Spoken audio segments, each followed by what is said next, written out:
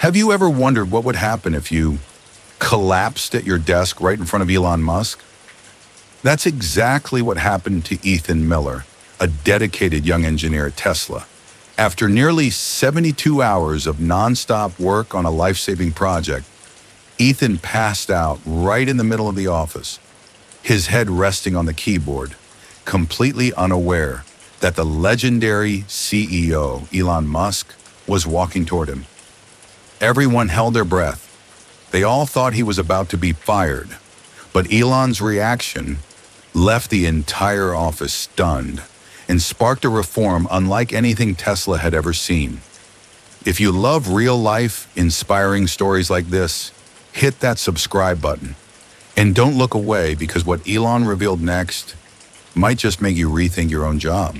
When Ethan Miller started working at Tesla, he didn't just bring with him the credentials of a sought-after software engineer from top tech firms. He carried a silent promise to himself. No one at the Austin Tech Hub knew the real reason why Ethan had requested a full-time transfer to the emergency braking system project. All they saw was a quiet young man with a determined look in his eyes, the kind who arrived first and left last. 3 months earlier, Ethan's younger brother, a high school student, had been severely injured in an accident. He had been sitting in the back seat of their mother's car when an approaching ambulance, sirens blaring, struggled to get past a driver who failed to yield in time. The reason? According to the police report, the driver claimed he couldn't see the flashing lights due to the heavy rain and glare from oncoming headlights. That was the day Ethan made a vow to himself. I will do everything in my power to ensure self-driving systems can recognize every emergency situation, even when humans can't. At Tesla, Ethan joined the team developing Emergency Vehicle Response, EVR, a mission-critical component of the autonomous driving software. In a project already burdened with immense pressure, Ethan threw himself into the work like a storm. He combed through every line of legacy system documentation, parsed thousands of error logs in the simulation environment, and spent countless nights testing recognition algorithms for ambulance lights in extreme weather conditions. Ethan never took lunch breaks, Jake Thompson, a teammate, recalled. He ate so fast we weren't even sure if he actually ate. Some days all I saw him consume were 2 cans of coffee before going right back to coding. Not everyone understood Ethan's relentless drive.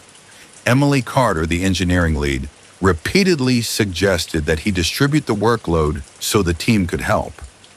Ethan would simply give a small smile and say, "I'm fine.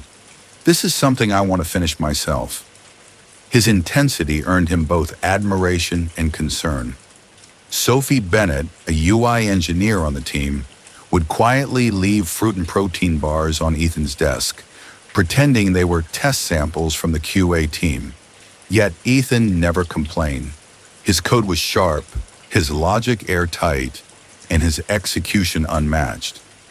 He was the first in the team to discover that the system's recognition algorithm was being distorted by reflections on wet roads, causing it to mistake emergency vehicles for LED-lit billboards. During an internal test, Ethan's system was the only module that achieved a 98% recognition rate in rainy nighttime conditions. That was when he made his decision. I won't rest until it reaches 100%. From Sunday night onward, Ethan entered a sleepless stretch. No one kept track of how many hours he had been awake.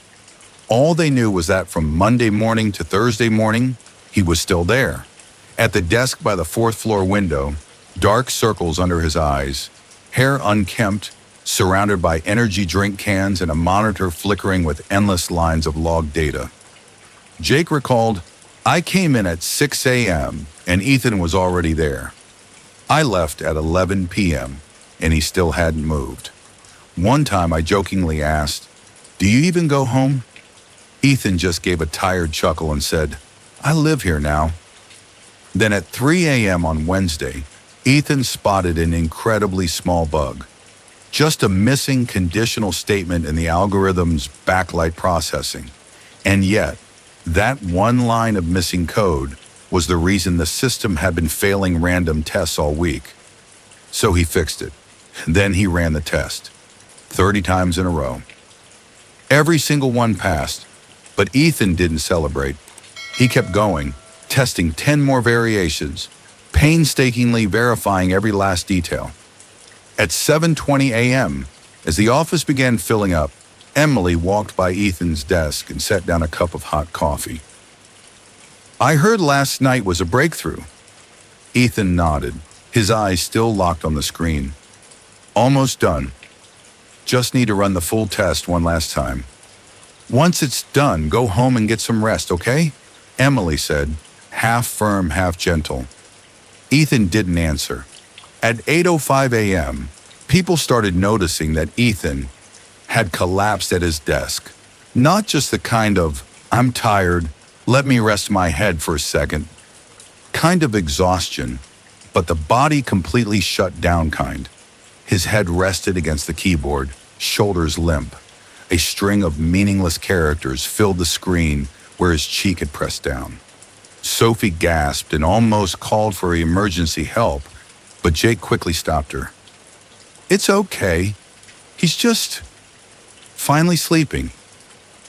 What no one knew was that, at that very moment, Elon Musk had just left the executive floor upstairs and was walking straight toward the software development wing. Time seemed to stand still in Tesla's engineering office in Austin as Ethan Miller remained slumped over his desk, head tilted to one side, his breathing steady, the imprint of a keyboard visible on his cheek. His colleagues, Emily Carter, the lead engineer, Jake Thompson, Ethan's best friend, and Sophie Bennett, the cheerful software engineer, stood silently, none of them daring to break the strange moment. No one said it aloud, but they all felt the same thing. Ethan had reached his limit. Not the technical limit, he had finished writing the most crucial piece of code, but the human limit. "He looks like he's completely drained his own battery," Jake mumbled, his voice so quiet that only Sophie beside him could hear. She nodded slightly, her eyes fixed on Ethan, unable to hide the worry in them. Emily checked her watch, 9:42 a.m. Less than 20 minutes until the all-hands meeting with the board of directors, the meeting where Ethan had to present the critical component of the project. But that was nothing compared to what was coming next. A soft ding echoed from Sophie's phone. She unlocked it, then suddenly widened her eyes, her mouth opening but producing no words. "Elon Musk is on his way to the software division," she whispered, nearly choking on the words. Emily jolted. "What?" "The internal alert just went out.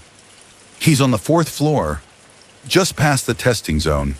The executives are with him." The room fell into a silent panic.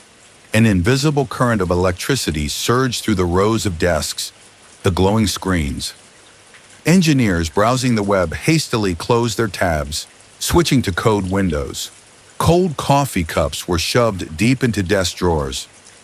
The entire office went into self-preservation mode. There was only one thing that couldn't be saved. Ethan was still sound asleep. Jake frantically shook his shoulder. "Ethan, wake up! Wake up, man, please!" No reaction. Emily leaned down and lightly patted his cheek, soft at first, then a bit firmer. Still no movement. It was as if Ethan's body, after being pushed to the absolute limit for weeks, had activated its ultimate defense mechanism. Deep sleep, immune to the outside world. "We need to get him out of here," Emily whispered urgently. "If Elon sees this..." "It's too late," Sophie murmured, her eyes fixed at the end of the hallway. A group of people was approaching, quickly but silently. Leading them was a tall man in a simple black t-shirt and dark jeans. Sharp eyes, a face recognized by millions around the world. Elon Musk. Beside him were 3 executives, dressed sharply, carrying the ever-present look of tension. They were engaged in a serious discussion, but Elon's gaze was scanning the office meticulously, like a machine scanning for the smallest details. Emily swallowed hard. "Step back. Cover Ethan." But it was too late. Elon's eyes had stopped, right at Ethan's desk. Under the office lights, he didn't look like a tech genius. He looked like a college senior who had passed out in the library during finals week. Messy hair, wrinkled shirt, slightly parted lips, and a faint trace of drool at the corner of his mouth. The executives halted. One of them, Briggs, muttered, "Oh no, is that Miller?" Elon said nothing.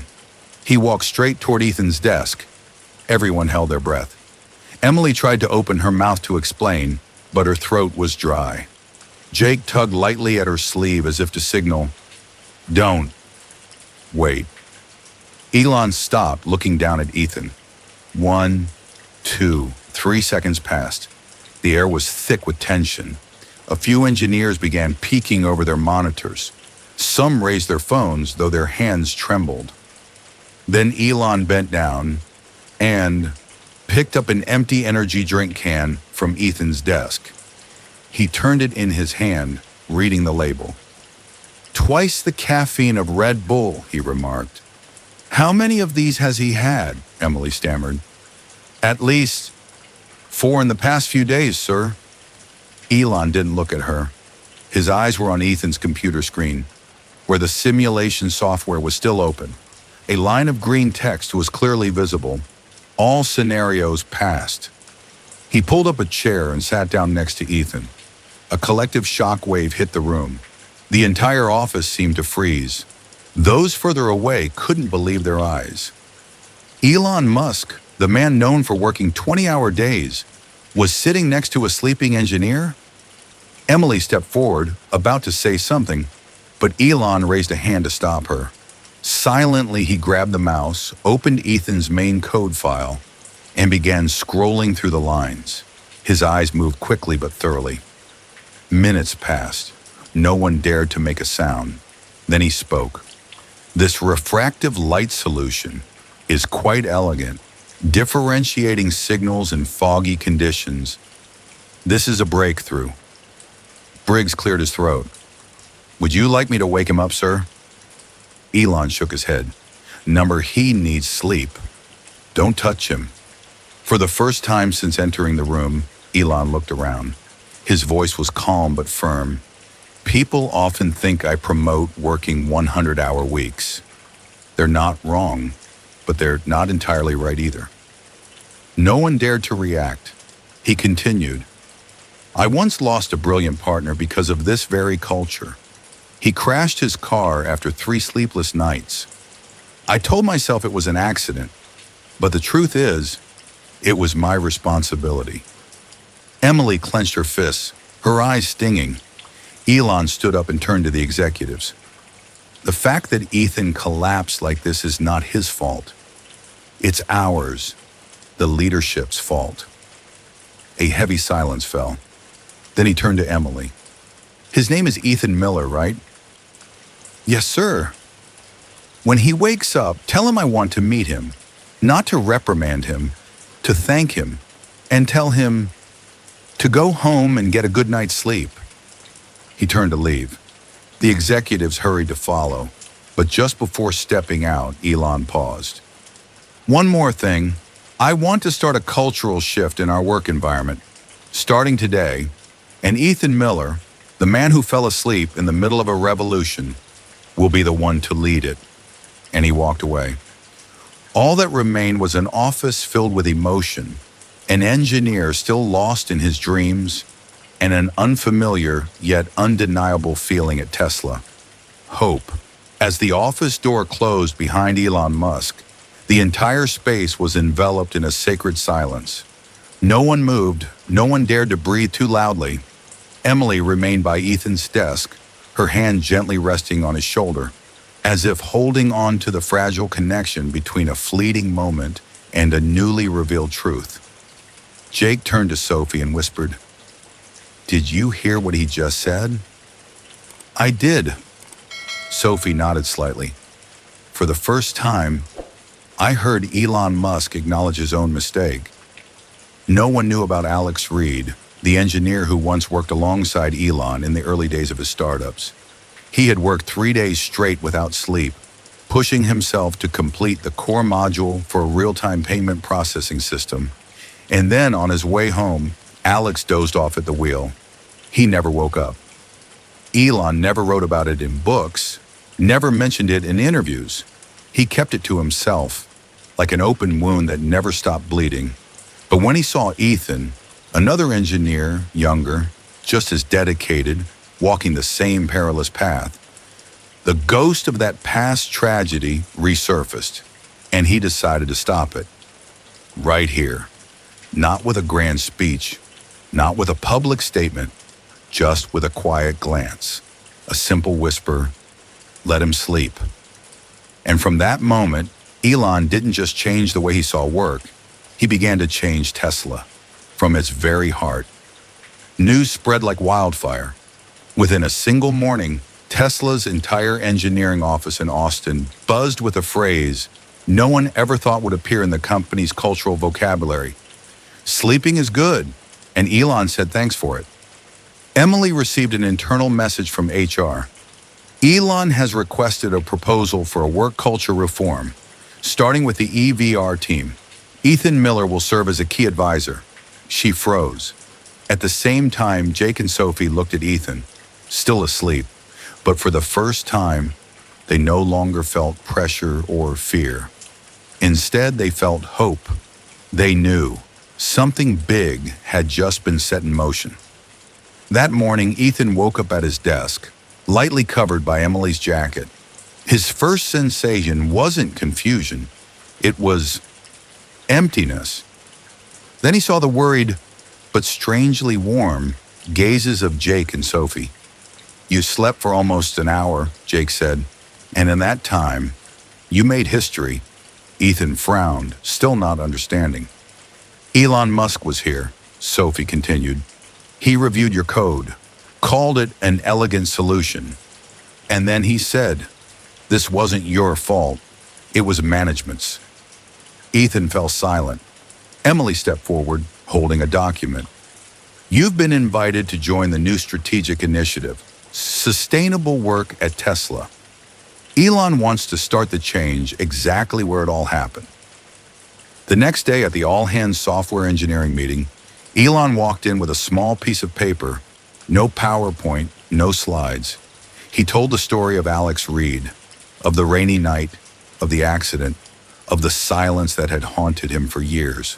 "We are building the future," Elon said, "but the irony is that we are neglecting the very people who are creating it."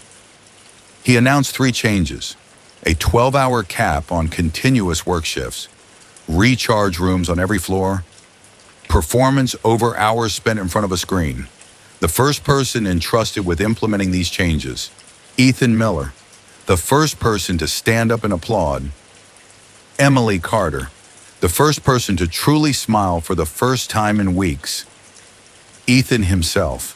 The man who once collapsed from exhaustion at his desk, now standing tall at the beginning of a new chapter.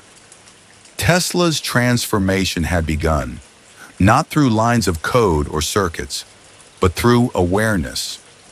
6 weeks after the day Ethan Miller collapsed at his desk, Tesla's Austin office looked drastically different, not just in appearance, but in atmosphere.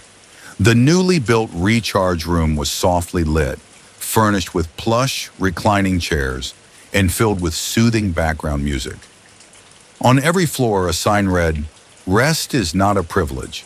It is a prerequisite for excellence." The remarkable thing, these changes didn't slow progress as some had feared. Quite the opposite. Within just a month, internal reports showed, software errors dropped by 28% compared to the previous quarter. On-time milestone completion increased by 17%. Sick leave cases were nearly cut in half. But it wasn't just the data that changed. People did too.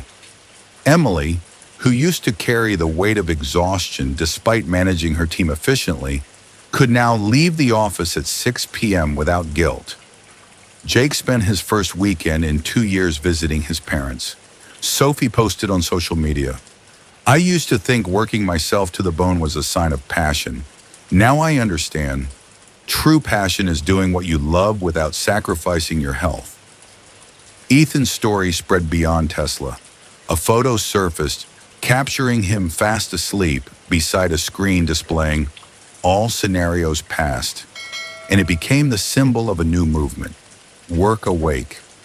Startups began discussing break schedules, the right to rest, and the role of a well-rested mind in driving innovation. Wired magazine ran a headline, "Sleep has awakened a giant." In the article, Elon Musk gave a short but powerful response. "I didn't change to become softer. I changed because I want my team to be strong enough not to collapse like Alex Reed or Ethan Miller if I hadn't caught it in time." Ethan never sought the spotlight. He still showed up to work in his old electric car, still wore rolled-up sleeves, still wrote code. But now he had a new role, advisor for sustainable innovation culture across Tesla's global network. During a meeting at Tesla's headquarters, Elon turned to Ethan and, before the entire team, said, "You didn't just save a project, you saved a piece of this company's soul." Ethan didn't reply. He simply bowed his head, just as humbly as the first time he stepped into the office. But this time, in his eyes, there was something new: conviction. The belief that true innovation doesn't come from those who work themselves to exhaustion. It comes from those who are awake enough to see what no one else has. And so, from what seemed like a failure, a single engineer falling asleep at his desk, a historic shift at Tesla was set in motion. Ethan Miller never aspired to be a symbol, but through his quiet dedication, he awakened a system that once considered burnout the norm. Sometimes change doesn't begin with grand declarations. Sometimes it starts with one person daring to collapse when they simply can't push any further.